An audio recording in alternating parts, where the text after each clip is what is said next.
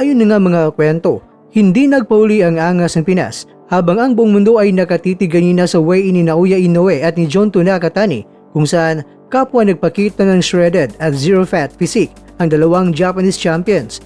Biglang niyanig ni John Nariel Casimero ang internet sa kanyang pinakabagong body update. Ipinamalas ni Casimero ang isang pangangatawan na tila hinulma sa bato, mas define ng muscles, nitawang mga ugat at kitang-kita ang disiplina. At ayon sa mga observers, ito na ang pinakamagandang kondisyon ni Casimero mula nang lumipat siya sa Super Bantamweight Division. Tila, ito ay isang direktang sagot sa mga kritiko na nagsabing laos na siya o hirap makuha ang timbang.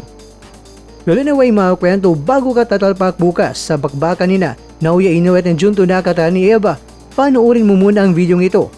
Narito ang 5 boxing gurus mula sa United States of America na nagsabog ng prediksyon sino ang tunay na hari, sino ang mananaig, and still o and the new ba ang ating maririnig pagkatapos ng laban. Dahil sa laki ng labang ito, maging ang mga pinakamalaking pangalan sa coaching at analysis sa Amerika ay nahati ang kanilang mga opinyon. Narito ang kanilang malalim pagsusuri. Una, Freddie Roach, legendary Hall of Fame trainer. Ang kanyang prediksyon, Naoya Inoue via late technical knockout. Ang rason para kay Roach, ang power punching ni Inoue ay nasa ibang level. Naniniwala siya na kahit gaano kagaling si Nakatani, hindi nito kakayanin ang pressure ni Inoue sa loob ng 12 rounds. Pangalawa, Stephen Breadman Edwards, elite trainer at columnist. Ang kanyang prediksyon, Junto Nakatani via split decision. Ang kanyang rason, binigyan din ni Edwards ang rhythm at height ni Nakatani. Naanya, ang isang matangkad na southpaw na marunong gumamit ng distansya ay ang kryptonite ni Inoue. Pangatlo, Max Kellerman, boxing historian at analyst. Ang kanyang prediksyon, Naoya Inoue via unanimous decision. Ang kanyang rason, ayon kay Kellerman, si Inoue ay isang generational talent. Ang kanyang kakayahan na mag-adjust sa gitna ng laban ang magpapanalo sa kanya laban sa taktikal na estilo ni Nakatani. Pangapat, Kenny Ellis, ang coach ni Gervonta Davis. Ang kanyang prediksyon, Naoya Inoue via knockout. Ang kanyang rason, direkta ang banat ni Ellis. Inoue is just too explosive. Naniniwala siya na sa oras na makakakonekta ang isang monster sa katawan ni Nakatani, tapos na ang laban. Panglima, Brian Bomack McIntyre, ang coach ni Terence Crawford. Ang kanyang prediksyon, Junto Nakatani, upset of the year. Ang kanyang rason, para kay Bomack, underrated ang lakas ni Nakatani. Nakikita niya ang posibilidad na makounter ni Nakatani si Inoue habang pumapasok ito na magiging sanhi ng surpresang pagkatalo ng monster.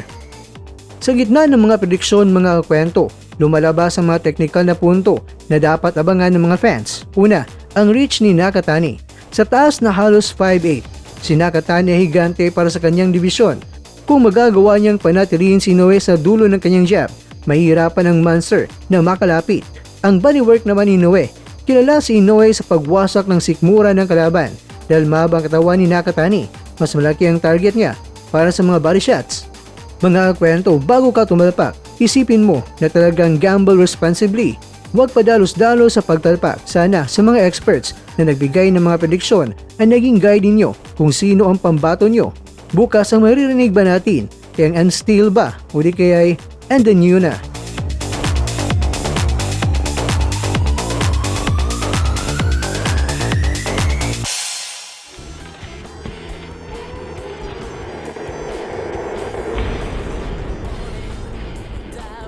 Sa bawat suntok, may pangarap. Sa bawat... Mga kakwento, hanggang dito na lang muna ang ating kwentuhan. Huwag kalimutan na mag-like, share at subscribe. Ako po si Mr. Kwento. Ito ang mga kwentong maaring hindi pa nakwento sa inyo. Tayo ng boses ang hindi pa napapansin ng mundo. Samahan niyo akong busisiin ang bawat kwento at bawat sakripisyo ng mga mandirigmang mga Pilipino. Ito ang kwentong di pa nakwento. Pilipinas para sa mundo. Pilipinas para sa mundo.